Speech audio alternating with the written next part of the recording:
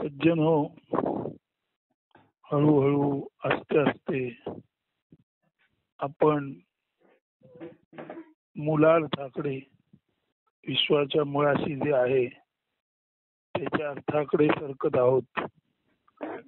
कालच आपण सज्जन, संत, साधू, सत जाणणारा किंवा सत जाणणारे जन म्हणजे सज्जन, सत जाणणारे जन सत जाणण्यामध्ये सतत असतात, म्हणून सत जाणण्यामध्ये सतत असणारे ते सज्जन संत, आणि सत जाणण्यामध्ये सतत असणारे संत त्या सत्प्रमाणे, त्या सत्याप्रमाणे सरळ निष्कपट असतात, म्हणून ते साधू. म्हणून सज्जन, संत, साधू याचा काल आपण परामर्श घेतला. आता बघा, सर्व आजपर्यंत शाब्दिक मांडणी झाली, सर्व प्रतिमान म्हणजे उदाहरणं दिली गेली, कशातून काय दिसतं हे सांगितलं गेलं. पण तू कशातून काही दिसलं आणि ते आपण काही वर्णन केलं तरी, कशातून काही दिसलं आणि काही वर्णन केलं तरी ज्या अर्थी वर्णन केले जाते, ज्या अर्थी काहीतरी दिसतं त्या अर्थी दिसणारं, वर्णन केलेलं आणि असणारं म्हणजेच मूळ असणारं, दिसणारं आणि वर्णन केलेलं, अशा त्या असण्यामध्ये 3 स्थिती आल्या: असणं, दिसणं आणि वर्णन करणं. परंतु वर्णन करणं जे आहे त्याच्यापेक्षा दिसणं सूक्ष्म आहे आणि दिसण्यापेक्षा असणं अधिक सूक्ष्म आहे. म्हणून असणं हे सर्वात मूळ जाणून घ्यायचं आहे. असणं हे मूलार्थाने जाणून घेताना असणं आणि दिसणं याच्यात फरक आला तर आपण म्हणतो दिसतं तसं नसतं. पण असण्या आणि दिसण्यामध्ये फरक येणं याचा अर्थ जाणणारा जो आहे तो काही ना काही व्यक्तिमत्वात आहे, अहम मध्ये आहे, म्हणून असणं आणि दिसण्यामध्ये फरक येतो. असणं आणि दिसणं जेव्हा एक असतं तेव्हा असणं, दिसणं आणि सांगणं ह्या तिन्ही गोष्टी एक आणि एकच असतात. पण तो असणं आणि दिसणं जेव्हा वेगवेगळं असतं तेव्हा असणं, दिसणं आणि सांगणं ह्या तिन्ही गोष्टी कदाचित वेगवेगळ्या असू शकतात. आता हे समजून घेताना हे थोडं क्लिष्ट वाटेल, पण बघा की एक उंचच उंच झाड बरीच वर्ष आपल्या समोर उभं आहे आणि ते झाड, त्याच्याकडे बघून काय जाणवतं तर पाळं मुळं घट्ट रोवून उभं राहणं हे झाडामुळे जाणवतं. तसाच एक पर्वत आहे, अतिव्याप्त आहे, मोठा आहे आणि उंच उंच शिखर आहेत. त्या पर्वतामुळे काय जाणवतं? सर्व जास्तीत जास्त आपल्या कवेखाली भूमी घेऊन किंवा आपला व्याप जास्तीत जास्त पसरवून वर्षानुवर्ष ऊन, पाऊस, वारा यांच्याशी तोंड देऊन निकराने लढा देऊन उभं राहणं. झाड जसं घट्ट पाळं मुळं रोवून उभं राहायला शिकवतं, तसाच पर्वत तितक्या नव्हे किंबहुना त्याहून अधिक दृढतेने ताठ खंबीर कसं राहावं हे शिकवतो. नदी सतत वाहते पण कसं असावं, एक जागी साचलं तर दूषित पण येतं, त्यामुळे वाहते पण कसं असावं हे नदी सांगते.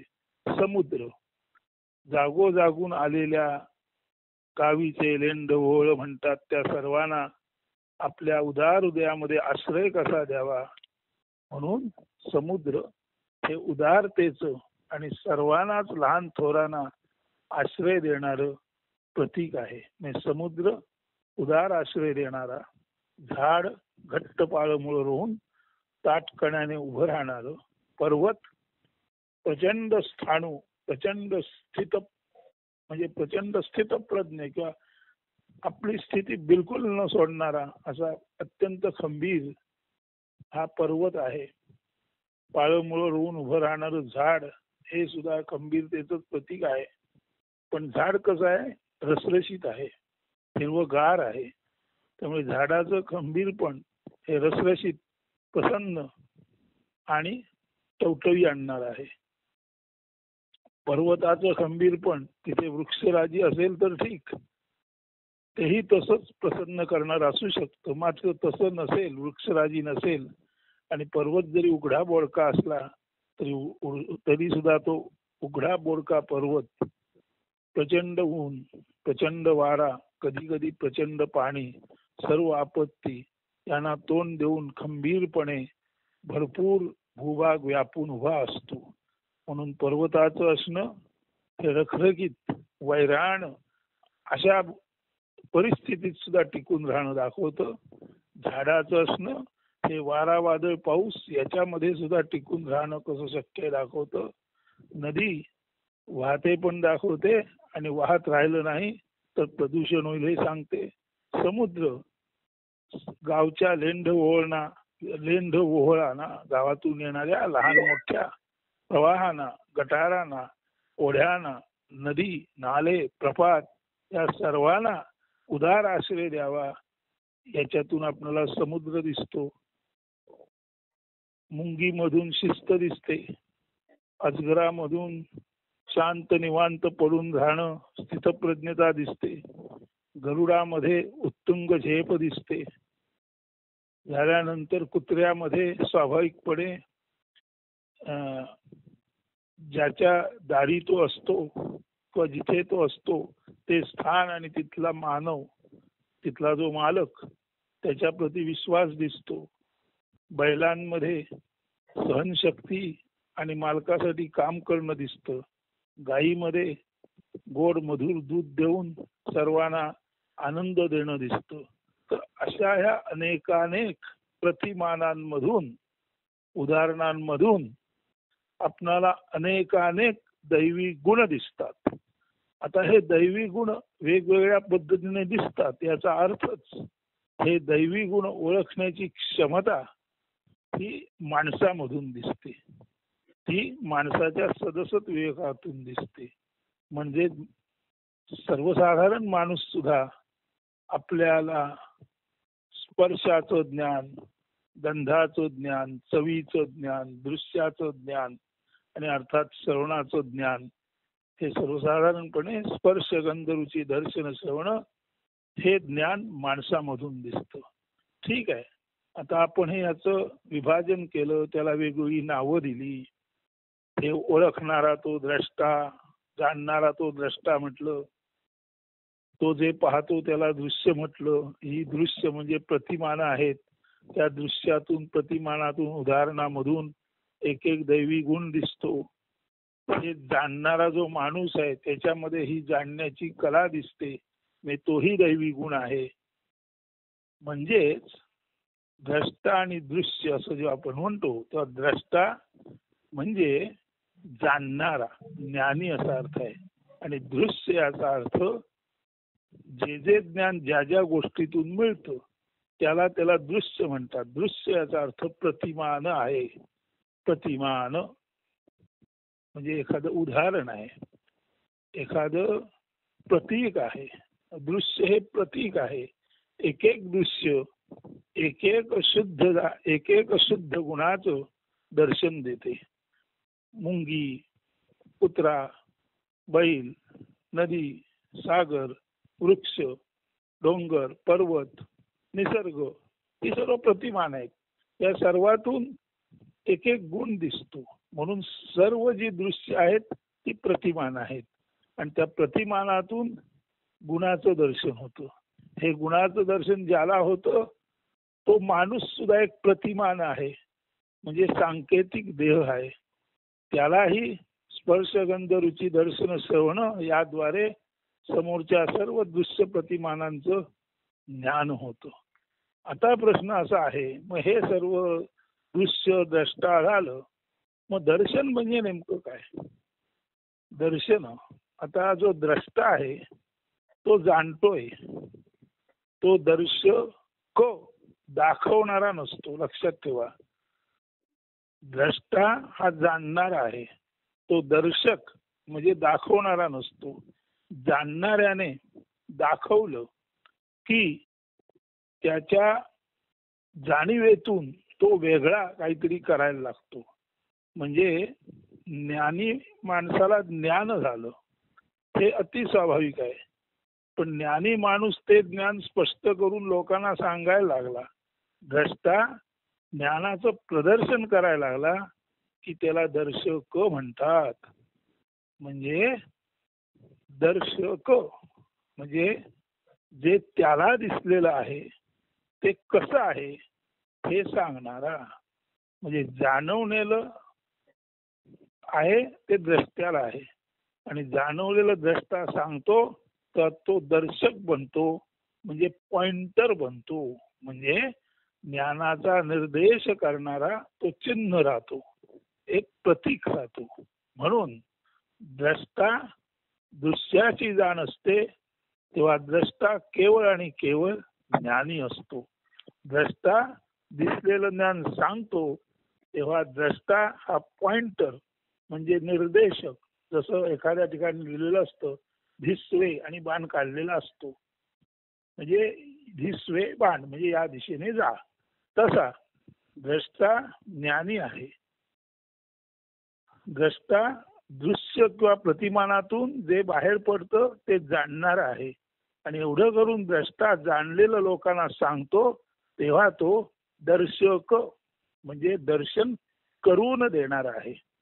दर्शन करून देणारा म्हणजे एक गोष्ट, झाडं आहेत, अमुक आहेत, सर्वांना सर्व सारखं दिसतो. म्हणजे झाडं तुम्हाला दिसतात तशीच मला दिसतात, सर्वांना सर्व सारखंच दिसतं.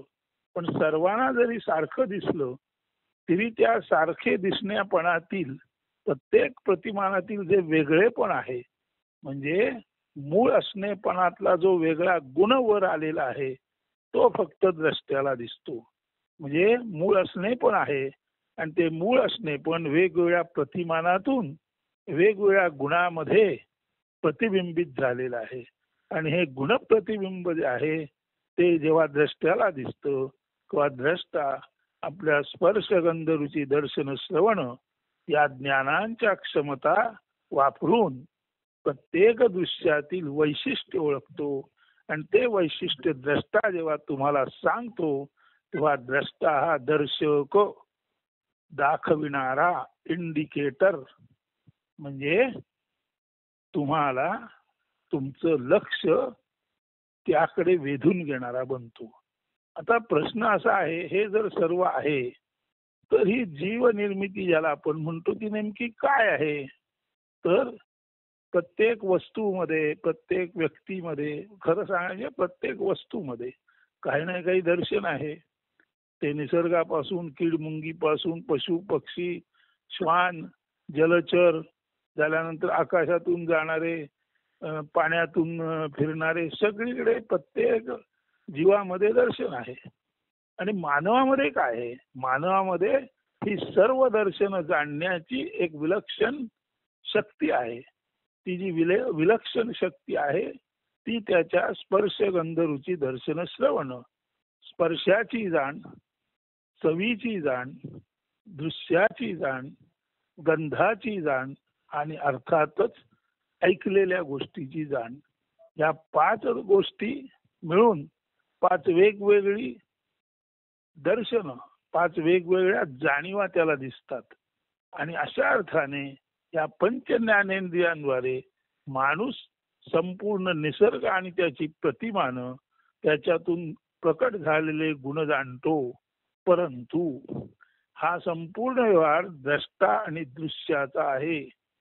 द्रष्टा म्हणजे जाणणारा आणि दृश्य म्हणजे प्रतिमान ज्याच्यातून वेगवेगळे गुण प्रतिबिंबित झाले.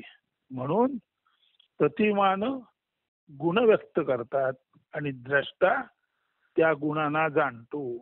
म्हणून संपूर्ण विश्व, हे विश्व याचा एवढाच अर्थ घ्या, दिसणारं आणि पसरलेलं.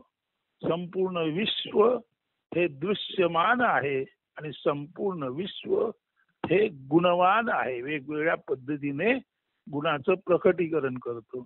जेव्हा वेगवेगळे गुण आहेत तेव्हा त्याला अर्थात आकारी आहेत. जसं नदी वाहते तेव्हा ती जमिनीवरून वाहणारी अशी एक पाण्याची ओळ दिसते. झाड दिसतं तेव्हा तीच ओळ जमिनीत घट्ट पाय रोवून एखाद्या स्तंभासारखी उभी आहे. म्हणजे नदी काय आहे? नदी म्हणजे पाणी रूपान वाहणारं, पृथ्वीवरून वाहणारं चेतनेचं स्वरूप आहे. झाड काय आहे? स्तंभासारखं स्तंभित असलेलं चेतनेचं रूप आहे. पर्वत काय आहे? अतिव्याप्त आणि खंबीर ऊन पाऊस त्याला दाद न देता राहणारं चेतनेचं रूप आहे. मुंगी काय आहे? शिस्त रूपातली चेतना आहे. कुत्रा काय आहे? विश्वास रूपातली चेतना आहे.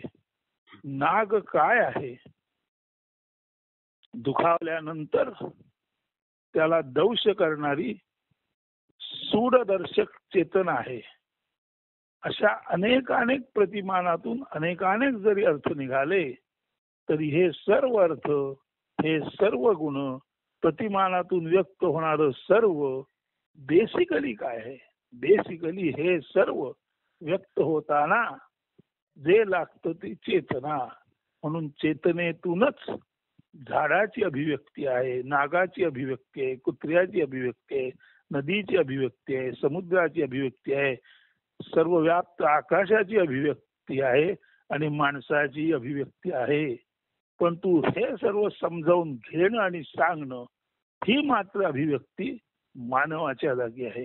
कारण मानवामध्ये त्या संपूर्ण गोष्टी जाणणं आणि शब्द माध्यमातून प्रकट करणं ही एक मोठी शक्ती आहे.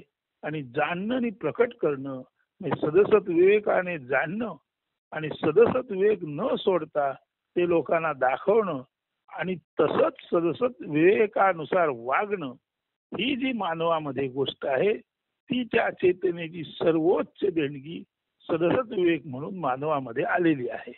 परंतु आता हे सर्व जरी आहे तरी सुद्धा मानवामध्ये याबरोबर एक दुसरी गोष्ट आलेली आहे की मला असं वाटतं, मला हे दिसतं, माझं मत हे आहे, अमुक आहे, तमुक आहे, माझं तुझं, म्हणजे मी माझे. पण आयनेस, आयनेस, मायनेस इथे मात्र सर्व घोटाळा आहे.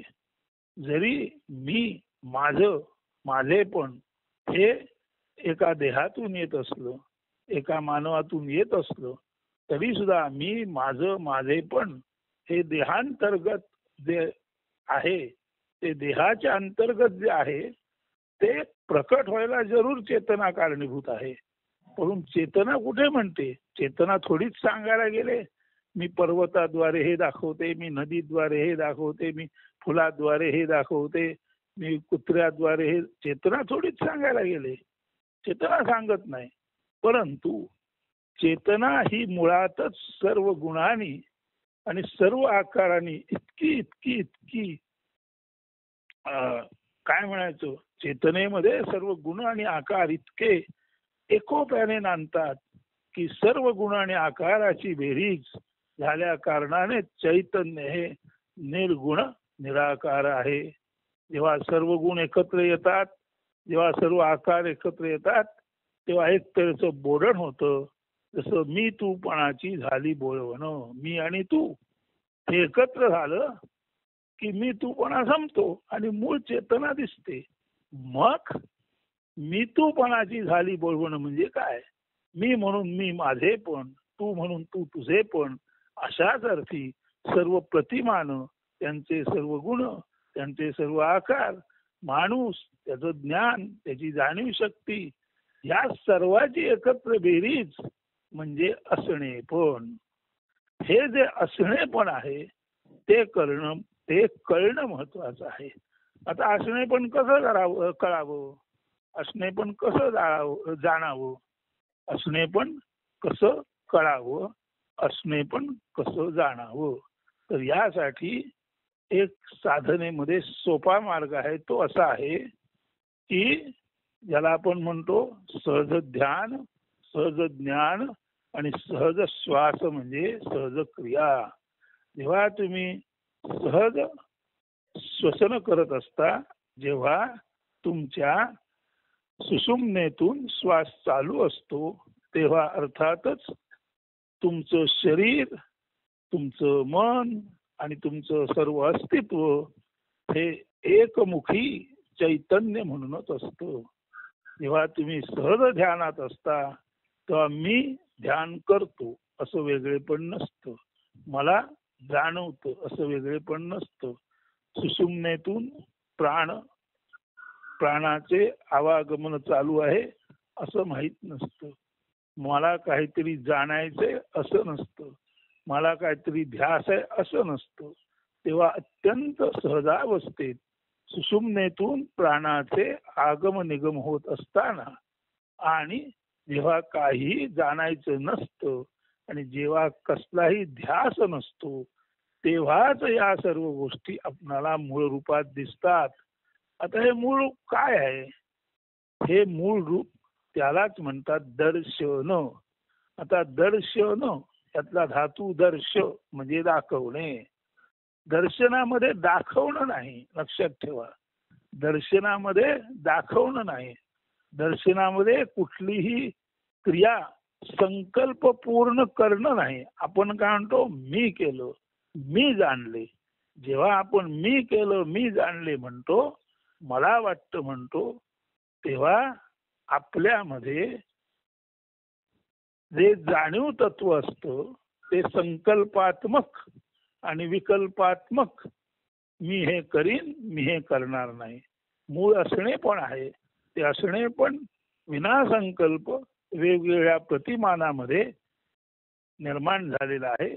त्या प्रतिमानातून त्या असणेपणाचे अनेकानेक गुण आणि आकार व्यक्त झाले आहेत.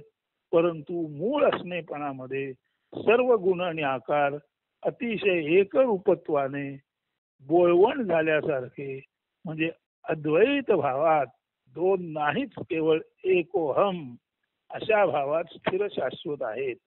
आणि हे असणे पण जेव्हा त्याच्या उन्मनी अवस्थेला पोचले, तेव्हाच त्याच्यातून बी मधून बींग झाली. त्या बींग मध्ये हे सर्व निसर्गातील पशु पक्षी प्राणी नव्हे, नदी नाले पर्वत डोंगर सर्व आले. सर्वांनी त्या असणेपणाचं आपापलं रूप दाखवलं आणि हे सर्वांनी असणेपणाचं आपापलं रूप दाखवलं. ते जाणणं आणि त्याचं वर्णन करणं, ते समजणं, हे त्याच असणेपणातून आलेल्या मानवाचं रूपही आलं. तेव्हा असणेपणातून अनेकानेक गुण आणि आकार आले, प्रतिमान आली, त्याचा अर्थ आला आणि तो अर्थ समजून विशद करण्याची कला त्या मानवामध्ये आली. म्हणून मानव हा या संपूर्ण प्राणी जगातील, सृष्टीतील, जीव जगातील सर्वश्रेष्ठ जीव आहे. तरी सुद्धा त्याची ही सर्वश्रेष्ठता तोपर्यंत सर्वश्रेष्ठ ठरत नाही जोपर्यंत तो असणेपणी असत नाही. जेव्हा तुमच्याशी बोलणारा म्हणतो मला असे जाणवते, तेव्हा जाणीवेमध्ये मी नावाचा एक संकल्प येतो. ठीक आहे, जाणीवेमध्ये एक माणूस फॉर्म तयार झाला, पण तो माणसाचा फॉर्म जाणीवेमध्ये तिच्या नकळत म्हणजे नेणिवेद्वारे आलेला आहे. म्हणजे जाणीव किंवा असणे पण जेव्हा उन्मनी भावात होतं, तेव्हा त्याच्यातून त्या असणेपणाच्या न जाणत्या अवस्थेतून हे सर्व बाहेर फेकलं गेलेलं आहे. म्हणून असणेपणा न जाणतेपणी अमुक्त मुक्त मुक्त मुक असा विशिष्टपणा झालेला आहे. त्यामुळे असणेपणामध्ये संकल्प नाही की मी अमुक होईन तमुक होईन, परंतु असणेपणामधून विना संकल्प उन्मनी भावावस्थेत बी मधून बींग झाली आणि अनेकानेक प्रतिमान आणि गुणदर्शक आणि आकारदर्शक भाव जन्माला आले. ते ओळखण्याची क्षमता त्याच असणेपणामुळे मानवामध्ये सदसद एक रूपाने आली. परंतु मानव हे सर्व जाणताना म्हणतो कसा की मी हे जाणले, मला हे वाटते. हे जे काय आहे हे आपलं मी रूप आहे. ते जेव्हा आपण तपासून पाहतो तेव्हा आपल्या नीट लक्षात येतं, जर आपण पाहिलं आणि पाहणारा जो कोण आहे तो पाहतोय, त्याला मी अशी उपाधी न देता जर आपण मी रहित पाहू शकलो तर काय होईल.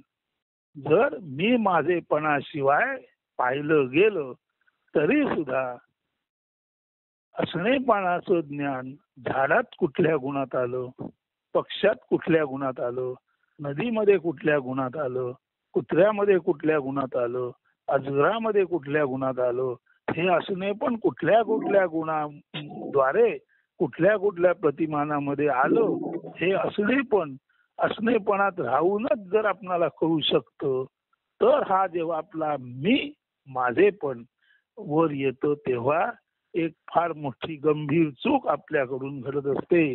मी माझेपणामध्ये कळत न कळत मी देह आहे, मी मन आहे, मी 36 तत्वाचा संघात आहे असं म्हणायचं असतं.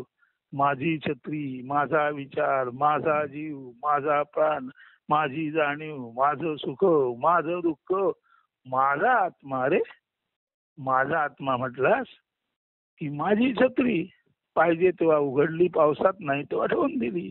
छत्रीपासून मी वेगळा आहे. म्हणून जेव्हा आपण माझा आत्मा म्हणतो तेव्हा तीच चूक नव्हे, अति गंभीर चूक आपण करत असतो. माझा आत्मा जर आपण म्हटलं तर विचार करून बघा, आत्मा दूर ठेवून मी असू शकतो का. म्हणून माझा आत्मा हे सांगणं अत्यंत चुकीचं आहे. म्हणून माझी छत्री, माझा संसार, माझी बायको, अमुक तमुक माझं माझं म्हटलं तरी मी वेगळा आहे. परंतु आता माझा आत्मा म्हटलं तर बघा, छत्री दूर ठेवता तशी आत्मा दूर ठेवता येईल का. छत्री दूर ठेवता येईल कारण ती देहबाही आहे. आत्मा दूर ठेवता येईल का. आत्मा दूर ठेवता येईल का याचा जर विचार केला तर आत्मा दूर ठेवता येणार नाही. म्हणजे असणे पण दूर करता येणार नाही. मग असणेपणातून काय दूर केलं पाहिजे. तर असणेपणातून मी माझे पण दूर करणे म्हणजे पाहताना पाहताना ज्याद्वारे पाहिलं जातं, ज्या देहाद्वारे पाहिलं जातं, त्या देहामध्ये हे जे मी माझे पण आहे, अहंकार आहे, तो जर दूर ठेवून पाहिलं तर, तो जर दूर ठेवून पाहिलं तर, अहंकार दूर ठेवला, मी माझे पण दूर ठेवलं, आता पाहणार कोण. आता पाहणार तोच.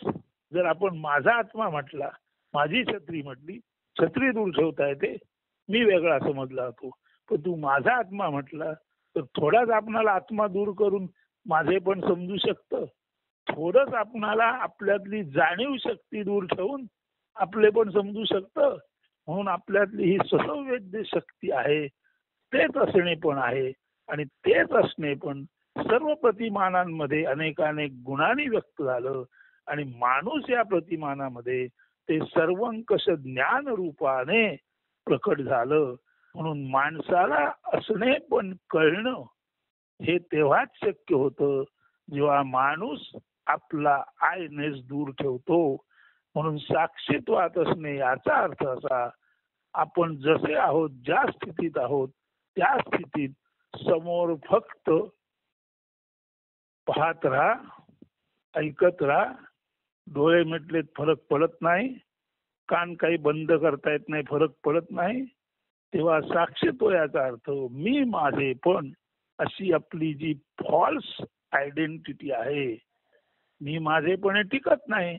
कारण हे माझं मत म्हणतो, थोड्या वेळानं म्हणतो ते माझं मत. मी टिकला पण मत बदललं. हा टिकणारा मी कोण आहे. माझी छत्री छत्री दूर ठेवली, मी कसा दूर ठेवता येणार. आता माझा आत्मा, इथे आत्माही दूर ठेवता येत नाही, मी तर ठेवताच येत नाही. तर माझा आत्मा हे दोन्ही शब्द खऱ्या अर्थाने आत्म्यातूनच मी नावाची उमका म्हणजे स्पंद आलेला आहे. आत्म्यातूनच मी नावाचा स्पंद आलेला आहे. म्हणून आत्मा आणि मी हे जर एकरूप असतील तर माझा आत्मा म्हणजे एका दृष्टीने ते मीही आहे आणि दुसऱ्या दृष्टीने ते आत्माही आहे.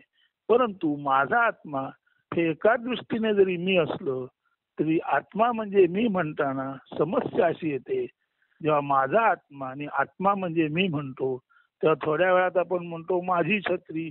जर आत्मा म्हणजे मी आणि मी म्हणजे आत्मा असेल तर माझी छत्री म्हणजे आत्म्याला छत्री लागते का? माझा शर्ट आत्म्याला शर्ट लागतो का? माझा पोशाख आत्म्याला पोशाख लागतो का? म्हणून एका अर्थाने आत्मा म्हणजे मी असलं तरी सर्वार्थाने मी म्हणजे आत्मा नाही. कारण जेव्हा जेव्हा आपण मी माझं म्हणतो, माझी बायको आत्म्याला बायको लागते का? माझा नवरा आत्म्याला नवरा लागतो का? म्हणून एका अर्थाने आपल्या असणेपणातून जो स्पंद बाहेर येतो सर्वनाम वाचक त्याला मी म्हणतात.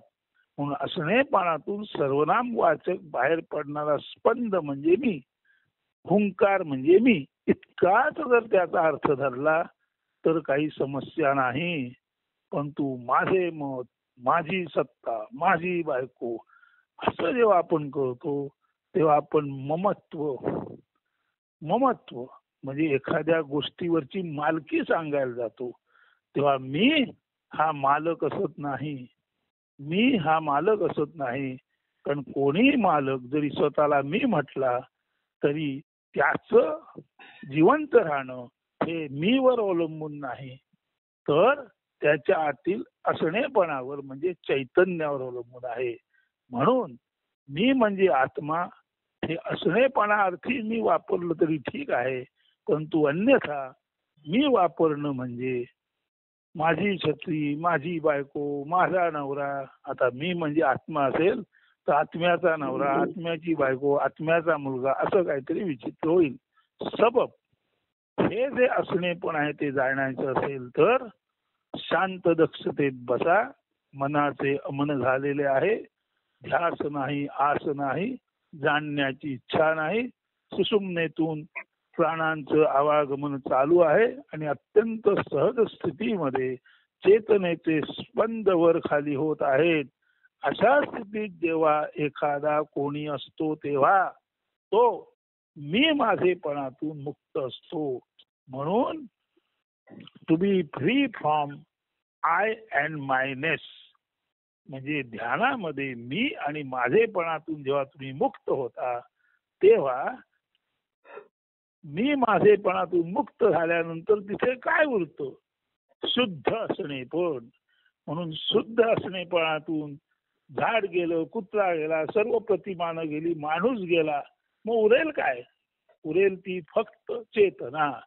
ती चेतना अभिव्यक्त होताना वेगवेगळ्या प्रतिमानातून आली. ते ज्ञान देताना माणूस या प्रतिमानातून ती आली. आणि जोपर्यंत प्रतिमान आहे तोपर्यंत त्यांना आकार आहे. जोपर्यंत प्रतिमान आहेत तोपर्यंत त्यांना विशिष्ट गुण आहे. परंतु प्रतिमानं गेली, आकार गेले, गुण गेले आणि तरी सुद्धा जे खाली राहिलं ते शुद्ध असणे पण हे शुद्ध असणे पण यालाच कॉस्मिक अवेअरनेस म्हणतात. म्हणून कॉस्मिक अवेअरनेस म्हणजे सर्वत्र भरून राहिलेली वैश्विक जागृती. हे करण्यासाठी प्रथम मी माझे पण दूर करून नुसतं असणं आवश्यक आहे. आणि या नुसतं असणेपणातच असणेपणाच असणेपणाला असणेपणाने जाणवतो. जेव्हा असणेपणाला असणेपणाने जाणवतो तेव्हा माणसातील असणेपणाला प्रतिमानातील असणेपण कसं वेगवेगळ्या गुणात आलेलं आहे, कसं वेगवेगळ्या आकारात आलेलं आहे. नव्हे माणूस म्हणून हे सुद्धा आपण प्रतिमानच आहोत आणि आपल्यामध्ये ते कसं सदसत विवेकाद्वारे आलेलं आहे जाणवतो. म्हणून असणेपणात जेव्हा माणूस असतो तेव्हा अनेकानेक प्रतिमाने, उदाहरणे आणि स्वतः त्यामध्ये मानव सुद्धा आला. याच्यातून अनेकानेक प्रतिमानातून, उदाहरणातून अनेकानेक गुण आणि अनेकानेक आकार आणि माणसामधून सदसत विवेकरूपी जाण, ह्या ज्या सर्व गोष्टी आहेत त्या सर्व जर फॉर्म गेले, सर्व मी माझे पण गेलं, तर ह्या सर्व फॉर्म गेल्यानंतर सुद्धा जे उरतं ते असणे पण. म्हणजे जागृती गेली, स्वप्न गेलं, निद्रा गेली, तरी सुद्धा जे उरतं ते असणे पण. म्हणून साक्षीत्वामध्ये प्रथम पहिली पायरी अशी, बी फ्री फ्रॉम आय मायनेस. मी आणि माझेपणातून दूर व्हा. आणि जेव्हा तुम्ही मी आणि माझेपणातून दूर होता तेव्हा साक्षीत्व चालू असतं. सहज ध्यान चालू असतं, सहज ज्ञान चालू असतं, सुषुम्नेतून सहज प्राणाचं आवागमन चालू असतं. आणि तेव्हा फक्त जाणवतं की ही जाणीव दुसरी दिसरी काही नसून प्युअर कॉन्शियसनेसची म्हणजे विशुद्ध जागृतीची आहे. आणि विशुद्ध जागृतीची जाणीव म्हणजेच विशुद्ध चैतन्याची जाणीव. म्हणून कॉस्मिक अवेअरनेस जाणण्यासाठी प्रथम मी माझेपणा दूर करा. आणि मी माझेपणा दूर केला की त्या कॉस्मिक अवेअरनेस मधला मी माझेपणा रूपी खडा, मी माझेपणा रूपी दगड दूर केला. आणि त्या कॉस्मिक अवेअरनेस या मी माझेपणाच्या दगडातून, मूर्खतेतून, जडत्वातून दूर झाला. म्हणजे कॉस्मिक अवेअरनेस मध्ये मिसळलेला मी माझेपणाचा खडा किंवा मी माझेपणाचा अंश म्हणजे तांदूळातील खड्यासारखा आहे. तेव्हा मी माझेपणा दूर ठेवला की मी माझेपणा दूर जातो, तेव्हा जो निचोड उरतो तेच ते कॉस्मिक अवेअरनेस म्हणजे शुद्ध जागृत चैतन्य. आणि हे शुद्ध जागृत चैतन्य याच्यासाठीच सर्व संत महंत साधना करत असतात. आणि हे शुद्ध जागृत चैतन्य जेव्हा कळतं तेव्हा स्वामी स्वरूपानंद म्हणतात, आजच त्यांचं एक कॅलेंडर आहे सुवचनांचं, त्याच्यावर वचन आहे, नर नारी हरी रूप दिसो बाहेर अंतरी, रामकृष्ण हरी मंत्र उच्चारो ममोय हरी. नर नारी हरी रूप म्हणजे नर आणि नारी ही प्रतिमान आहे, दोन फॉर्म आहेत. ते मला हरी रूप म्हणजे नर आणि नारी फॉर्मलेस दिसोत, म्हणजे नर आणि नारी यांच्यातील शुद्ध असणे पण दिसो. पुढे रामकृष्ण हरी मंत्र उच्चारो ममोय हरी. रामकृष्ण आले प्रतिमान म्हणून, माणूस म्हणून, आणि हरी म्हणजे निर्गुण निराकारात गेले. म्हणजे नर नारी फॉर्म जाऊन त्यातलं हरी रूप म्हणजे नर नारी फॉर्म जाणं म्हणजे नर नारी यांचं हरण होणं, नष्ट होणं. आणि त्यांचं मूळ रूप म्हणजे चैतन्य दिसणं. नर नारी हरी रूप दिसो बाहेर अंतरी. नर आणि नारी यांचं हरण झालं आणि त्यांचं वैशिष्ट्य जाऊन त्यांचं शुद्ध असणे पण अवेअरनेस, प्युअर कॉन्शियसनेस दिसला किंवा दिसावा. दिसो बाहेर अंतरी. बाहेर म्हणजे विथ आउट आणि आत म्हणजे विथ इन, म्हणजे शरीर बाह्य आणि शरीरांतर्गत. जेव्हा ध्यानाला बसतो आणि साक्षीत्वात असतो तेव्हा उत्स्फूर्तपणे अशा साक्षीत्वाच्या साधू संतांच्या मुखातून उद्गार येतात, नर नारी हरी रूप दिसो बाहेर अंतरी. बाहेर आणि अंतरी. बाहेर म्हणजे विथ आउट म्हणजे बाहेरच्या सहित, आत विथ इन आत सहित म्हणजे देह बाह्य आणि देहांतर्गत सर्व नर आणि नारी हे फॉर्म गेलेले आणि हरिरूप म्हणजे कॉस्मिक अवेअरनेस आहे हे दिसू दे. पुढे म्हणतात रामकृष्ण हरी रूप. राम आणि कृष्ण हे तुमच्या आमच्यासारखे झाले, अव्यक्तातून व्यक्तात आले, आणि हरी हरण झालेले परत अव्यक्तात गेले. रामकृष्ण सुद्धा अव्यक्तातून व्यक्तात आले आणि परत अव्यक्तात गेले. हे रहस्य रामकृष्ण हरी रूप. रामकृष्ण हे सुद्धा निर्गुण निराकार आहेत मूलतः. नरनारी हे सुद्धा निर्गुण निराकार आहेत मूलतः. हे मला नरनारी निर्गुण निराकार आहेत हे मला अंतर्बाह्य दिसो. आणि रामकृष्ण हे सुद्धा निर्गुण निराकार आहेत हे मला दिसो, जाणवो, आणि तोच माझ्या वाणीतून उच्चार येवो. म्हणजे सगुण साकार हे मूलतः निर्गुण निराकार परब्रह्म आहे. सगुण साकार हे जरी अभिव्यक्ती असली गुणांची आणि आकाराची, तरी सगुण साकार नर नारी हे मूलतः हरिरूप म्हणजे निर्गुण निराकार आहेत. आणि तसंच रामकृष्ण हे सुद्धा मूलतः हरिरूप म्हणजे अव्यक्तच आहेत. म्हणजे निर्गुण निराकार आणि अव्यक्त तिथे जे जागृत असतं त्या असणेपणाला प्युअर कॉन्शियसनेस किंवा कॉस्मिक अवेअरनेस म्हणतात. तर हा जो ही जी वैश्विक जागृती आहे ती अंतर्बाह्य दिसू दे असं स्वामी म्हणतात. आता दिसे इथे बघा, नरनारी हरिरूप दिसो बाहेर अंतरी, रामकृष्ण हरी मंत्र उच्चारो मम वैखरी. आता दिसो बाहेर अंतरी म्हणताना त्यांचं मी पण आलं नाही, पण रामकृष्ण हरी मंत्र उच्चारो म्हणताना भाषा आली म्हणून तेवढ्या पुरते ते मम वैखरी म्हणतात. म्हणजे जी माझी वैखरी, वैखरी याचा अर्थ जी परा नव्हे वैखरी, म्हणजे जे वरच्यावर बोललं जातं ते, जे वरच्यावर मी बोललो तरी सुद्धा मूळ सत्यच बोललं जावं की रामकृष्ण हे सुद्धा हरिरूप म्हणजे निर्गुण निराकार आहेत. म्हणून नरनारी हरिरूप दिसो बाहेरंतरी.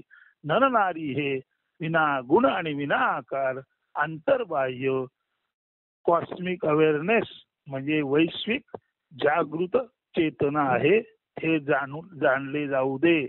आणि रामकृष्ण हे सुद्धा जरी अवतार म्हणून आले तरी ते सुद्धा मुळात अव्यक्तातून व्यक्तात आलेले आणि परत अव्यक्तात गेलेले, म्हणजे मूलतः अव्यक्त चेतनेचेच आविष्कार आहेत, हे जाणलं जावं. आणि माझ्या वैखरीतून सतत हे बाहेर पडो. याचा अर्थ असा, परमेश्वराजी मला तू वाणी दिलेली आहेस ती इतकी शुद्ध असू दे की सर्व सगुण साकार हे मूलतः निर्गुण निराकार आहे.